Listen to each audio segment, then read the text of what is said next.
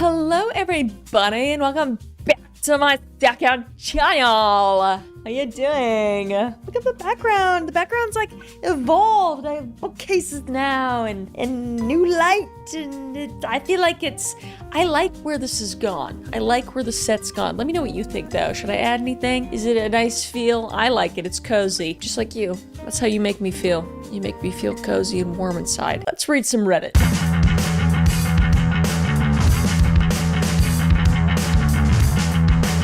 The scallywag for telling my brother and sister-in-law not to come to the wedding. Oh, how I love wedding drama. Hello, I am having a destination wedding and getting married in Vienna, Austria. Okay, that's fancy as f***. Love to hear it. The wedding is small, 50 people and child-free. Sign me up! I have already spoken to everyone who will be invited who have children, and all have confirmed they are coming and leaving their kids at home. As is your right, it is your wedding, queen, okay? The problem is my brother and sister-in-law. My niece will be 5 when the wedding takes place, and they have said they refuse to leave her for a week, let alone a few days. Also fair. Also fair. Don't go.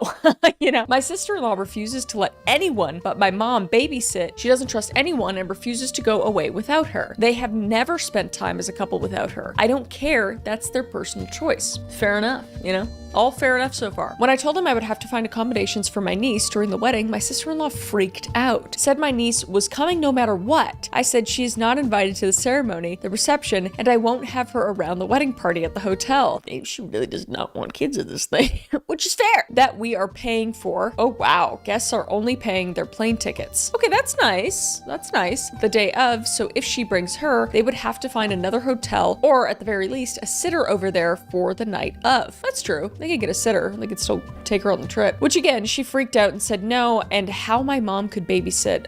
No, but not a random person. For context, they refuse to set boundaries with my niece. They allow her to do whatever she wants, whenever she wants. She screams constantly because she doesn't get her way, and at my cousin's wedding, she was very disruptive and even stood in front of the groomsmen during their speeches and interrupted. My brother and sister-in-law did nothing. Oh, I don't vibe with that. You know, kids are going to be kids. And I'm guessing, you know, she's 5 right now, so she could have been 4 or 3 or even 2. Hard to control a toddler, but you can. You're a big adult person. You can control a toddler. They're gonna scream bloody murder and interrupt people's speeches. It's just what they do, Sally. I refuse to deal with her at any point during our very expensive day that we are paying for. Since they refused to compromise or be reasonable, I told them, well, then just don't come. My parents and them are now calling me unreasonable and said I should make an exception for my niece, which isn't going to happen. So now everyone is calling me the asshole. So am I the asshole for telling them to stay home and not come if they are going to come with their niece? I mean, it's your wedding, so no. You know, you could be a people pleaser. You could be like me and never stand your ground and just kind of let people walk all over you. Because this makes me cringe inside to be like, no, you can't have your. I don't know how I'd say that. I like commend people that can say no and stand on their morals and what they believe in and how they feel. I'm like, I need that. Maybe, I don't know what the conversation was necessarily. Maybe you could have said it like in a kinder way, but they're pushing really hard and they're expecting you to cater to them on your special day, which you made very clear was supposed to be child-free, really small, you know, clearly the kid has a history.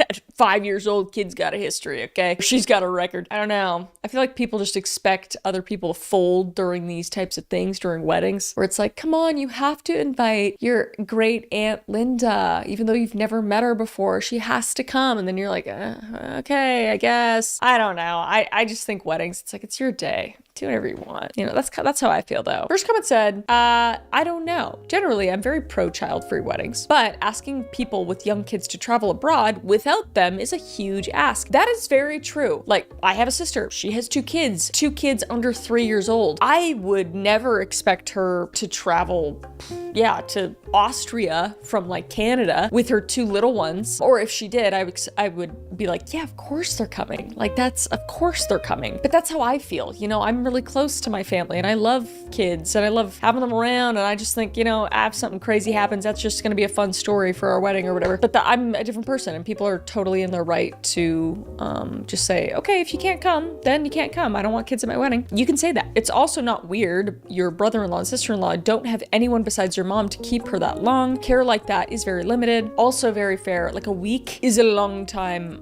I don't have a child. I'm not having a child, by the way. Don't say I'm glowing or I look like I'm glowing, okay?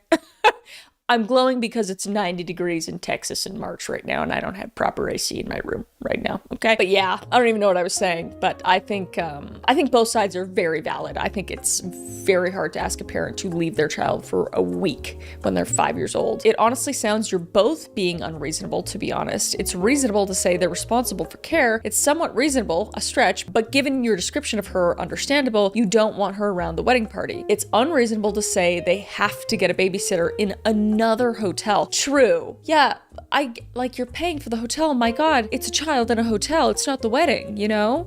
She's gonna be in a room. So I feel like, I think this probably stems from them letting their kid kind of run the show. And I'm assuming based off that, they maybe don't respect a lot of other boundaries with the family and all that kind of stuff. There's probably something else there that's driving this. But yeah, you got to compromise a little bit if you want them there. It sounds like you kind of just don't want them there. So I don't know. It sounds like the problem's solving itself, I guess. And maybe it makes you a little bit of an asshole. But again, it's your wedding. So I'm going, everyone's the asshole, as you all sound like you're too far on your own side. I don't disagree. OP said she has opinions like her mom, her brother, and his wife, the godfather to my niece, and her own sister. She just refuses to leave her with any of them. That's fair. I mean, it's hard to trust even family members with kids. Like, I understand that. I don't necessarily fault her for that. I also feel like since I am paying for their room, I should be allowed to say no kids. I told her she can pay the room at $1,000 a night and we'd find a babysitter there, and she said no. Oh, wow.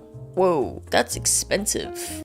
Where are you staying? In a golden palace? What the? So then I said, find another hotel. I don't know if that changes your opinion. Okay, well, I mean, you told her that she can pay the $1,000 a night and that you'd find a babysitter there if she said no, but she's not comfortable with a stranger watching her kids. So I don't think that's a good solution for her, and necessarily, you know what I mean? Another commenter said, not the asshole about the wedding, but I don't get why you don't want her at the hotel. Sister-in-law can stay with her during the ceremony. OP said, we don't know them enough to know they will be going back and forth the entire time, and worse, they will make my mom take care of her like they do anytime and every time we are all together.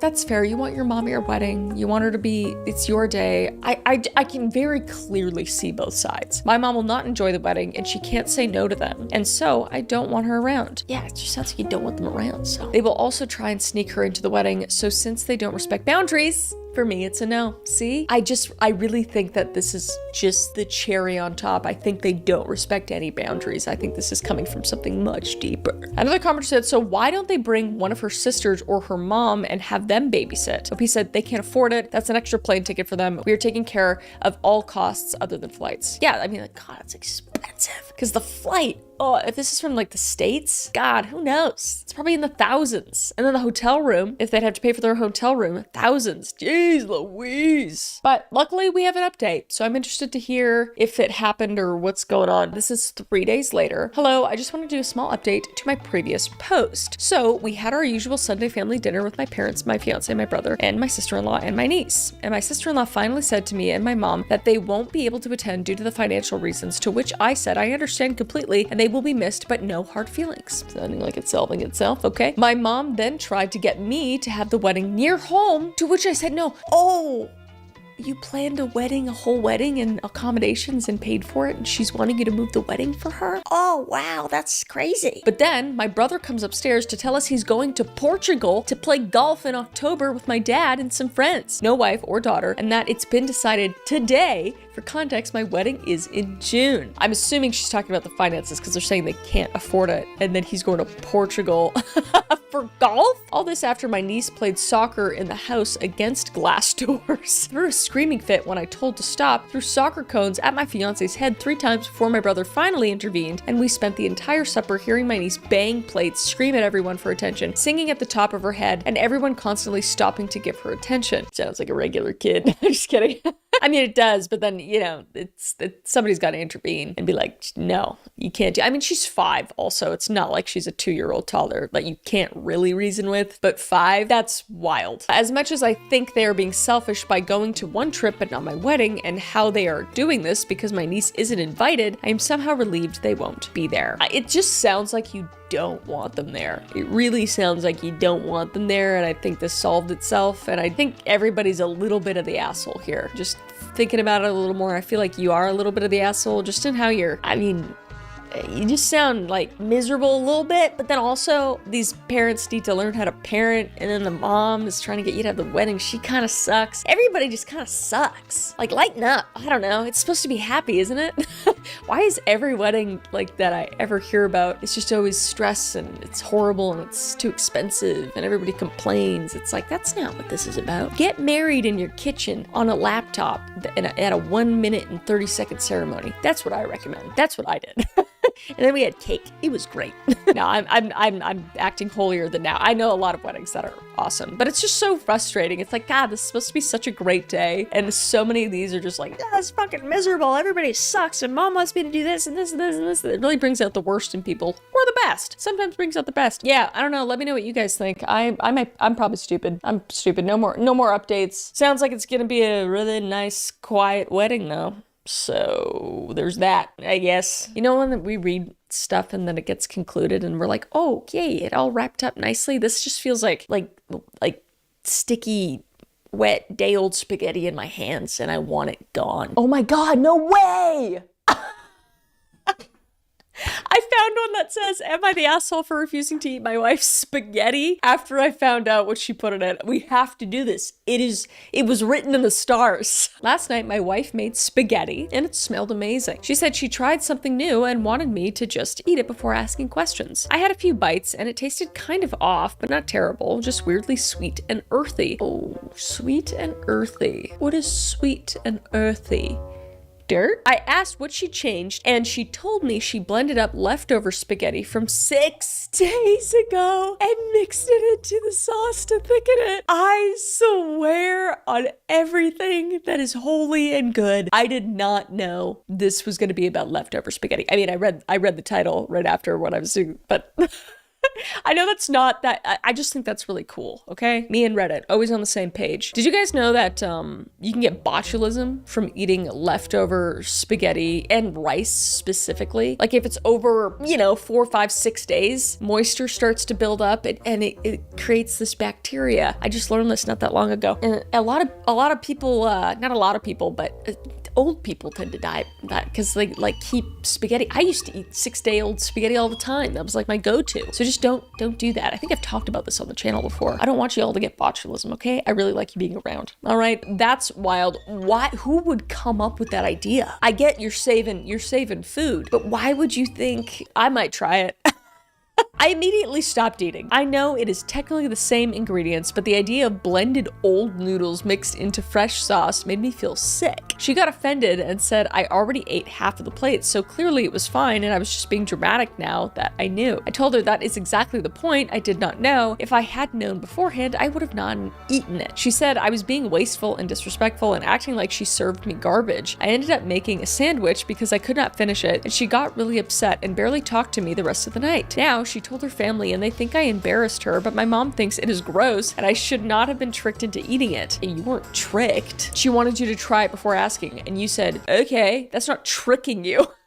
I feel bad for hurting her feelings, but I feel like I should get a say in what I'm eating. Of course, you can be like, oh, that just doesn't sit well with me. That's pretty old leftovers. That's almost a week old. That's for any food. That is not great to be sitting in your fridge, and hopefully in your fridge in a container. I mean, I grew up eating fucking week-old spaghetti and rice and all that kind of stuff. Is it ideal? No. Do I appreciate that she's not wasteful? Yeah. And inventive?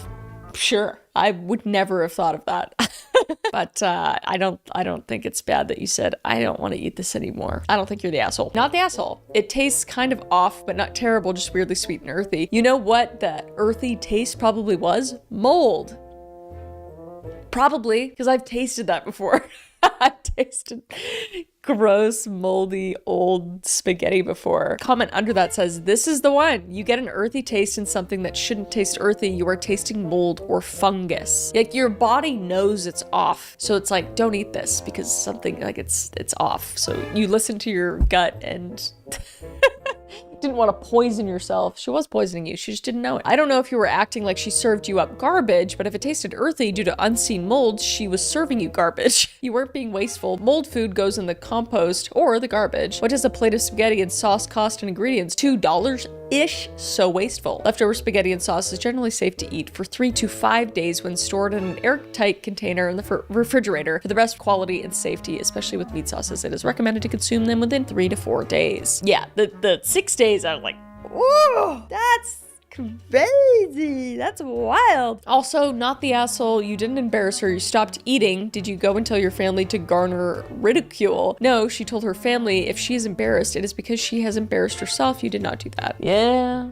Sounds about right to me. Everybody's saying it's just the earthy taste was mold. That's really funny. It's botulism! It's botulism! Like, this would ruin pasta for me for so long. Shut up about the pasta, okay? It's pasta. It's pasta. Shut up, all right? My editor, Curry, we're from Canada. All right, it's pasta. Hopefully he's with me. I don't know if he actually pronounces it like that. Overall consensus was not the asshole, but let me know what you guys think. Have you ever blended up 6-day-old pasta into your pasta sauce?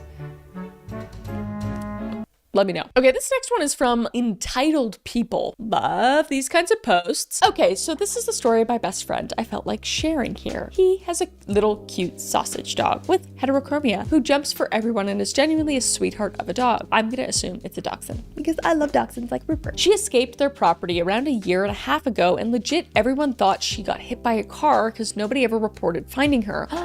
Oh no. Skip ahead until last week. His mom gets a call from a woman saying that she wants to buy the dog from them. Oh no. I go John Wick on their asses. Are you kidding me? Basically, they found her very shortly after she escaped, and her kids loved the dog so much they decided not to report finding her even though she was chipped. Then when she wanted to chip her, took her to the vet, who told her that the dog has an owner and must be contacted if he's gonna place a new chip in her, which then led to the events of last week. What the actual frick? My friend's mom exploded at the entitlement of this woman, telling her she will get the police and lawyers involved if the dog is not returned momentarily.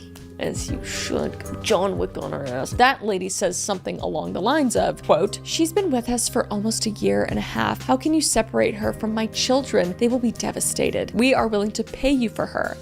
Unquote, etc. You can probably imagine what ensued. Little doggy was back with my best friend the same day, and I wish the worst to that woman who took her. Wow, that is diabolical. It's one thing to find a dog, but like to keep the dog, even though you know it has a chip in it and they have to get permission from the owner. Like, I don't know if she did that right away, but I would be looking if I found a dog, I'd be looking for like all over Facebook and posts and local areas to see if there's posters and everything, because I would be devastated if I lost any of my dogs. Oh my gosh, I don't have kids, man. Those are my kids. I would sue this person. Like I don't know. I mean, clearly they got it back, so I'm glad, but the rage I feel. It's not really the same kind of story at all. But recently, Caleb and I accepted a couple horses really. They're Turkish Boz dogs. Insert a photo here of a Turkish Boz. Pretty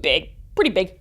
Big old sweethearts though, sweet dogs. But the owners couldn't keep them anymore because their property was too small, so they asked us if we wanted to take them in, and we were like, yeah, of course we'll take them in. Of course, we can't say no to dogs, and we have room for them. Anyway, called the vet, and I was like, hey, these people just gave us their dogs, the vet that they used before, and you know, these are their names, and we're the new owners. And they were like, basically, they thought I stole their dogs because they're like, we don't have you in our system, and they had these owners under it, so they were on it. And I was like, oh my gosh, yeah, of course. And then I called them back to be like, could you call the vet to let him know that we didn't steal your dogs and everything? So I wish the vet in this scenario contacted them immediately, but that wasn't the case. There was this lady. That's where I was getting at. Like, I feel like the vet should have been like, this dog has been found, because they have the chip information. I don't know how that works. I don't know if the chip information is connected to a phone or whatever. Anyway, that's crazy. Murder, not actually, but that's crazy. I hate that story a lot, but I'm glad you got the dog back. But to think you like a whole year, a year is like 10 years in a dog's life. That's so long. You took a year away of the dog's life from the owner. Reminds me of when my cat got out days before chipping. She was wearing a collar with a tag that had my phone number. It was a breakaway Velcro collar, so there was a risk she dropped it. I was worried and looked for her, but nothing. Not from the pound either. She was at my neighbor's directly across the street. It was a suburban cul-de-sac. They waited 2 weeks before calling the number on her collar because they really liked her. We knew them for years, had barbecues with them. Oh my God, like, that's jail. Like, that's stealing a pet. That is jail time, dude. OP said, nah, you think you know people and then they do this. Times like this make me never want to trust another human. Yeah, that's wild. That is crazy. This happened with my friend's standard poodle. Some woman found her and decided she wanted to keep her. Imagine my friend's shock when they were at the dog park 6 months later and there's Morticia, love that name, running around. The police were involved. The woman was almost arrested for trying to fight my friend about the dog. Good. Arrest her. Jesus. Love that dog name though. That's fucking awesome. I don't want to read any more comments. I don't want to hear about anybody's pet getting stolen. I'm worked up right now. I'm about to fight somebody. Just kidding. I'm gonna go play with my dogs. I'm gonna go play with my 7 dogs. Guys, I have 7 dogs. Caleb and I have 7 dogs. 4 cats, okay? We're getting chickens again soon, and potentially some goats. Let us know if you think we should get any other animals. I just love animals, and we have room for them, so I'm just so much love. I love animals so much. Anyway, let me know if you guys have any stories like this. I love reading the comments, and shit, I'll see you in the next one, okay?